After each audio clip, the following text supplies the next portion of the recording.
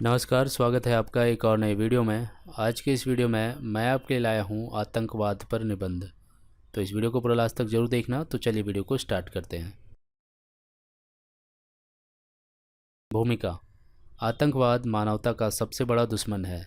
आतंकवाद के कारण प्रतिवर्ष करोड़ों की संख्या में बेकसूर लोग मौत के घाट मारे जाते हैं।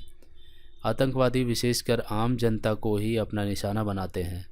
उनका काम है किसी भी देश में आतंकवाद फैलाकर वहाँ की अर्थव्यवस्था को कमज़ोर करना और देश के अंदर राजनीतिक स्थिरता आने पर वहाँ पर वह आतंकवाद को और भी तेज़ी के साथ बढ़ा सके। आतंकवाद के कारण प्रत्येक वर्ष विश्व को अरबों खरबों रुपया का नुकसान होता है। आतंकवाद किसी भी देश के विकास में सबसे बड़ी बाधा होती है। आज दुनिया का कोई ऐसा देश नहीं है जो आतंकवाद से पीड़ित ना हो। आतंकवाद का सबसे प्रमुख केंद्र विश्व में सीरिया और पाकिस्तान जैसे देश हैं, जहां पर आतंकवादी संगठन के प्रमुख लोग बैठे पूरे विश्व में आतंक का प्रचार और प्रसार करते हैं। आतंकवाद का प्रमुख उद्देश्य होता है किसी भी देश के आतंकवाद फैलाकर वहाँ की सरकार के ऊपर दबाव डालना, ताकि उनकी मांगें मानी जाए। उनकी मांगें हमेशा अनुचित होती है और अगर कोई भी सरकार उनकी मांगों को पूरा करता है तो उनकी मांगें समाप्त नहीं होती है, बल्कि और भी ज़्यादा बढ़ जाती है।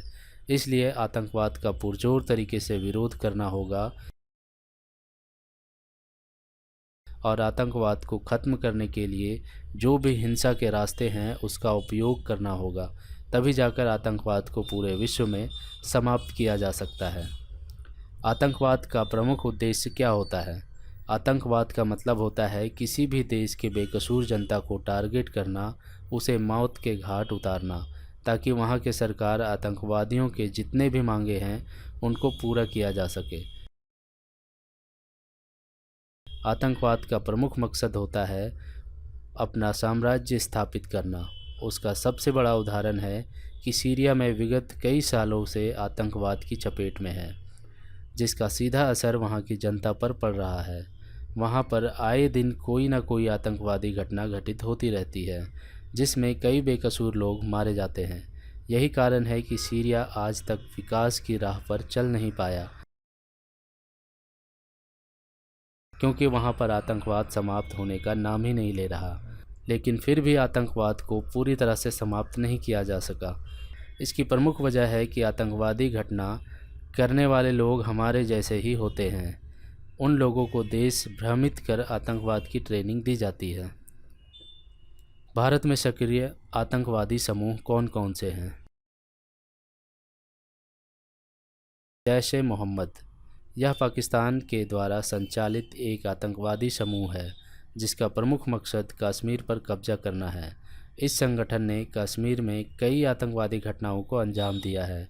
इसके अलावा जब कश्मीरी पंडित की हत्या की गई तो उसके पीछे इसी संगठन का हाथ था। दूसरा, लश्कर ए तैयबा। यह एक इस्लामाबाद आतंकवादी समूह है जो पाकिस्तान के द्वारा अधिकृत कश्मीर और भारत के कश्मीर में आतंकवादी घटनाओं को अंजाम देता है। कश्मीर में कई आतंकवादी घटनाओं के पीछे इसी संगठन का हाथ है। इसका मकसद भारत के कश्मीर में अस्थिरता पैदा करना, ताकि और भी ज़्यादा वहाँ पर आतंकवादी गतिविधियाँ किया जा सके। माओवादी। 2004 में वामपंथी आतंकवादी, इनका प्रमुख लक्ष्य आदिवासी एरिया में अपना साम्राज्य स्थापित करना है। आए दिन सरकार और उनके बीच में तनाव की स्थिति हमेशा बनी रहती है और आए दिन पुलिस और माओवादी के बीच मुठभेड़ होती रहती है। चौथा, United Liberation Front of Assam ULFA. यह आतंकवादी समूह भारतीय राज्य असम में विभिन्न आतंकवादी गतिविधियों के लिए जिम्मेदार है।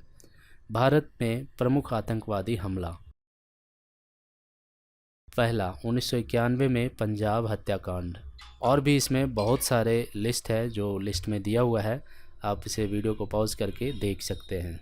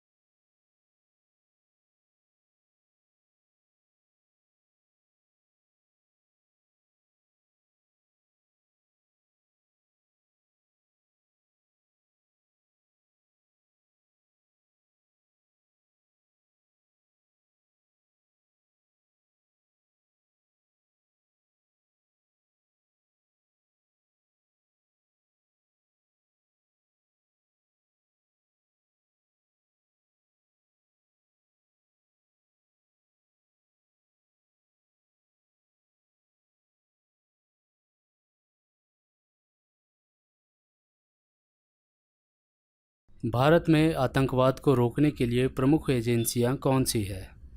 भारत में आतंकवाद को रोकने के लिए निम्नलिखित प्रकार की एजेंसी काम करती है, जिसका विवरण इस प्रकार है। पहला, anti terrorist squad (ATS). Maharashtra, Gujarat, Kerala, Uttar Pradesh, Bihar और राजस्थान जैसे राज्यों में आतंकवाद विरोधी दल के रूप में काम करता है। यह प्रमुख तौर पर आतंकवादी गतिविधियों को रोकने के लिए हमेशा सतर्क और तैयार रहता है। दूसरा, research and analysis wing (raw). वर्ष 1968 में स्थापित रॉ भारत की विदेशी खुफिया एजेंसी है।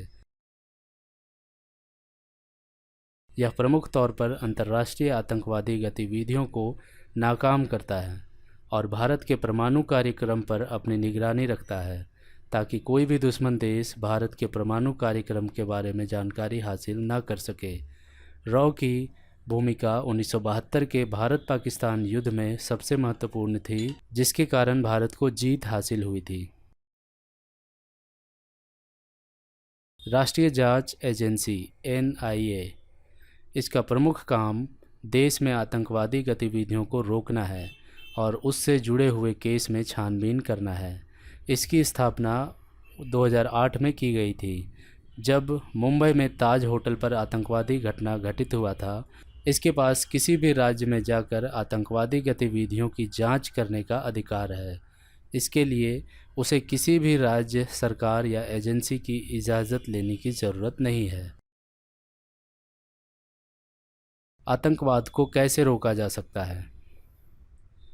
आतंकवाद को सरकार हर एक मोर्चे पर रोकने के लिए अपनी तैयारी मजबूती के साथ कर रही है।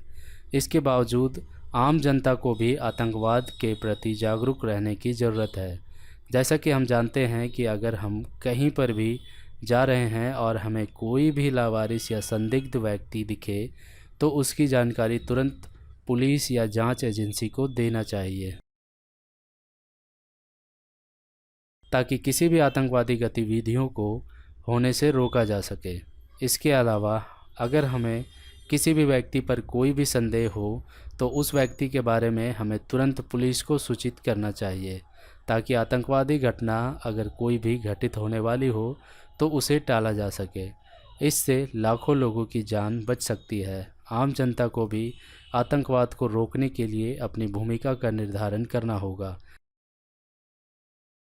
तभी जाकर सामूहिक प्रयास से आतंकवाद को रोका जा सकता है। तो उम्मीद है ये छोटा सा इन्फॉर्मेशन आपको पसंद आया होगा। पसंद आया तो इसे लाइक करें, शेयर करें। अगर कोई सवाल या सुझाव हो तो नीचे कमेंट करके हमें बता सकते हैं। तो मिलते हैं अगले वीडियो में। Good bye.